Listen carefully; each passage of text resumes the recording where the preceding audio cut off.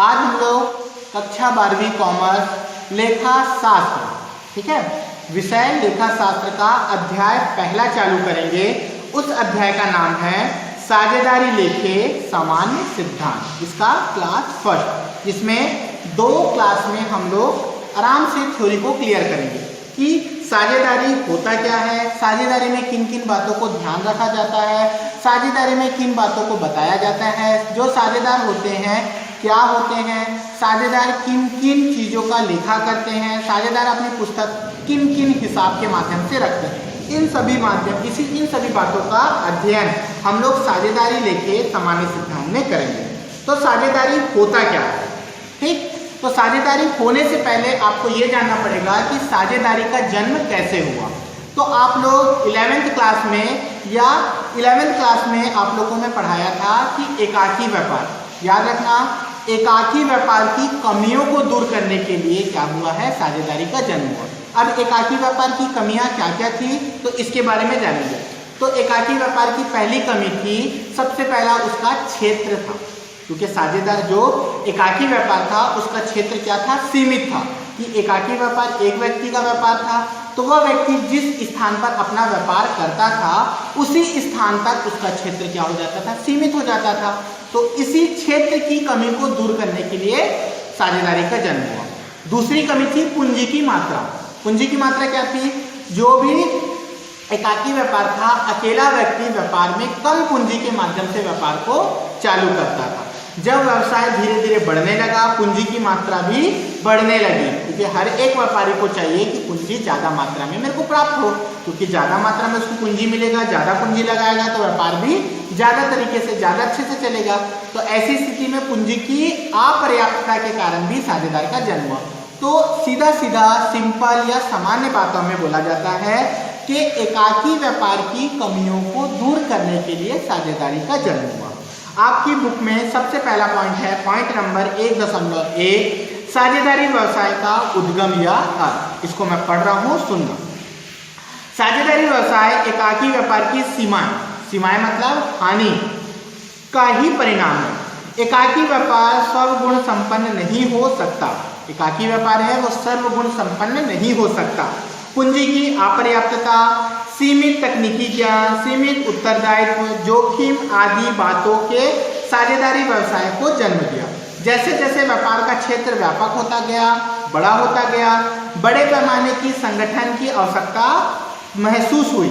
साझेदारी व्यवसाय ने एकाकी व्यापार की सीमाओं तथा कठिनाई को दूर नहीं किया जा सकता, अपितु पारस्परिक सहयोग द्वारा व्यावसायिक योग्यताओं को एकत्र कर व्यापार के विकास को भी प्रोत्साहन दिया।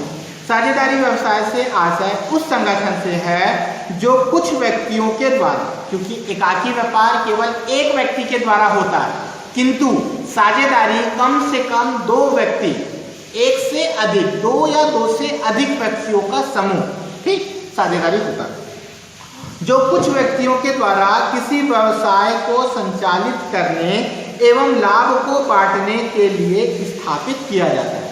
जो कुछ व्यक्तियों के द्वारा व्यवसाय को संचालन करना और संचालन करने से जो भी लाभ मिलेगा उस लाभ को बांटने में स्थापित किया जाता है। और इसकी शर्त ठहराव का निर्धारण किया जाता है, क्योंकि जब 2 व्यक्ति आपस में मिलकर किसी कार्य को करते हैं तो आपस में समझौता करते हैं कि जो भी व्यापार का लाभ होगा वो लाभ को कैसे बांटेंगे, व्यापार को किस प्रकार से चलाएंगे, व्यापार में सामान को कहाँ बेचेंगे। ये इन सब का अनुबंध या ठहराव उन व्यक्तियों के बीच में होता है, क्योंकि किसी भी व्यवसाय, साझेदारी व्यवसाय में अनुबंध का होना आवश्यक है, ठीक है। तो अब आता है साझेदारी की परिभाषा।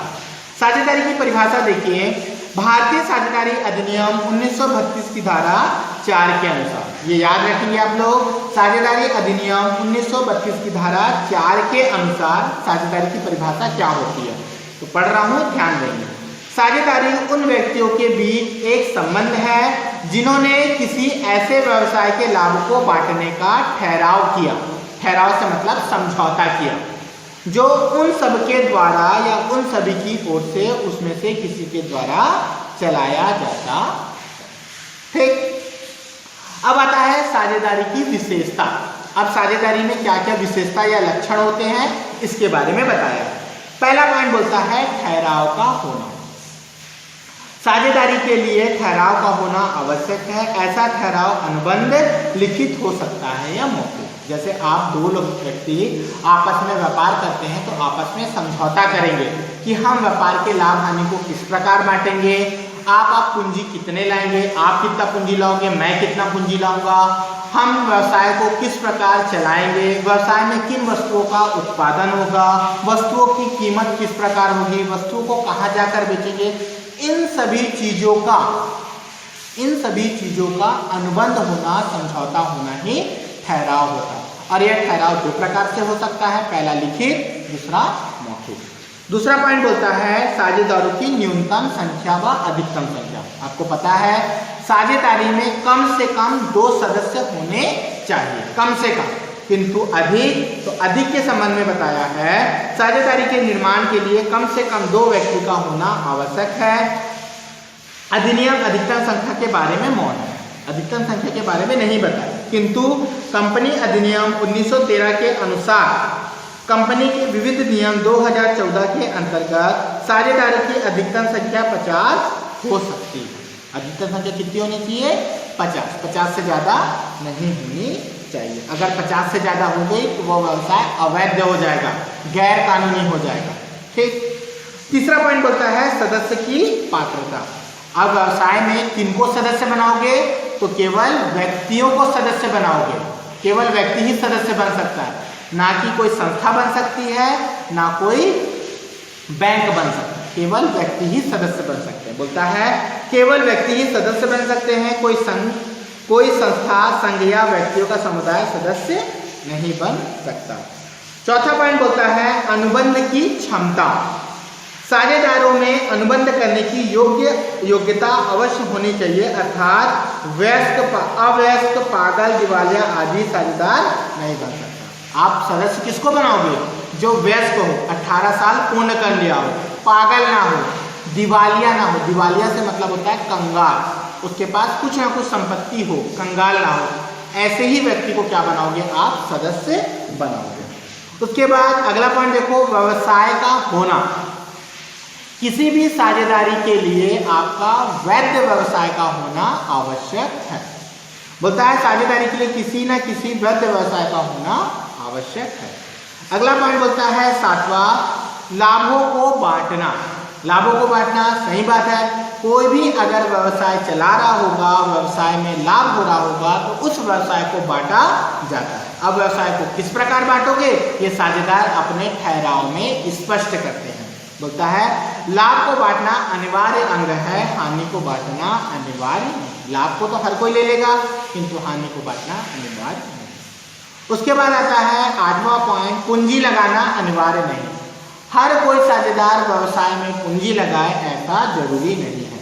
जैसे 3 साझेदार हैं, अगर आप किसी एक साझेदार को व्यवसाय में जोड़ते हो तो जरूरी नहीं है कि जो 3 साझेदार पूंजी लगाए हैं चौथा साझेदार भी पूंजी लगाए। हो सकता है चौथे साझेदार में कोई गुण हो, उसके काम करने का तरीका बहुत अच्छा हो, तो उस गुण के कारण व्यवसाय में साझेदार बन सकता है। ठीक। उसके बाद आता है असीमित दायित्व। साझेदार का दायित्व असीमित होता है। असीमित दायित्व का अर्थ होता है जब अपने दायित्व का चुकारा करना हो। चुकारे से मतलब दायित्व को भुगतान करना हो, और व्यवसाय में संपत्तियां कम पड़ रही हो, व्यवसाय में पूंजी कम पड़ रही हो, तो ऐसी स्थिति में साझेदार अपनी निजी संपत्तियों का उपयोग करके दायित्व का क्या करेगा? भुगतान करेगा। अर्थात उसकी दायित्व की कोई सीमा नहीं है, असीमित है। अगला पॉइंट बोलता है फर्म को छोड़ने के लिए साझेदारों की अनुमति। यदि कोई साझेदार फर्म से अलग होता है तो साझेदार जब फर्म से अलग होगा तो साझेदारों की अनुमति आवश्यक होगी। और अगला बोलता है व्यापार का संचालन।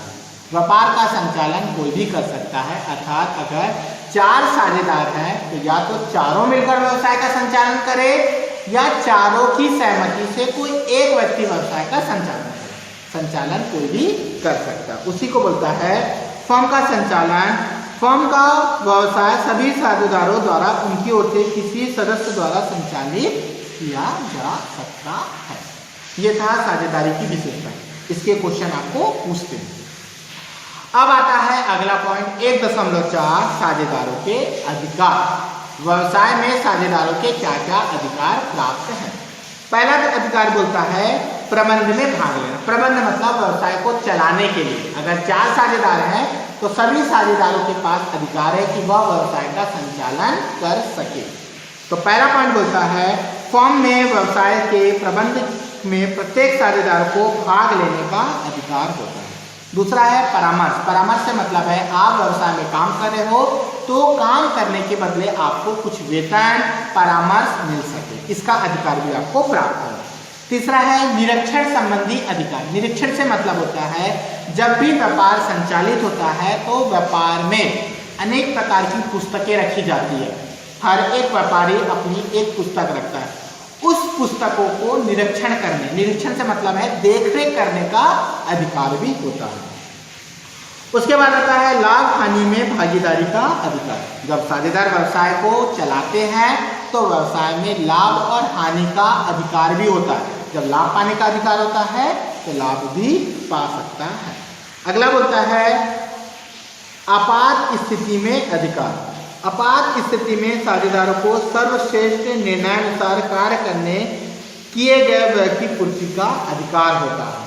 अगला बोलता है नए साझेदार को प्रविष्ट न करने का अधिकार। निवृत्त संबंधी अधिकार। निवृत्त मतलब होता है व्यवसाय को छोड़कर जाने का अधिकार। अगर कोई 4 व्यक्ति हैं और एक व्यक्ति व्यवसाय को छोड़कर जाना चाहता है तो उसको ये अधिकार है कि वह व्यवसाय को सुगमता से, आसानी से अपनी आवश्यकता के अनुसार छोड़ सके।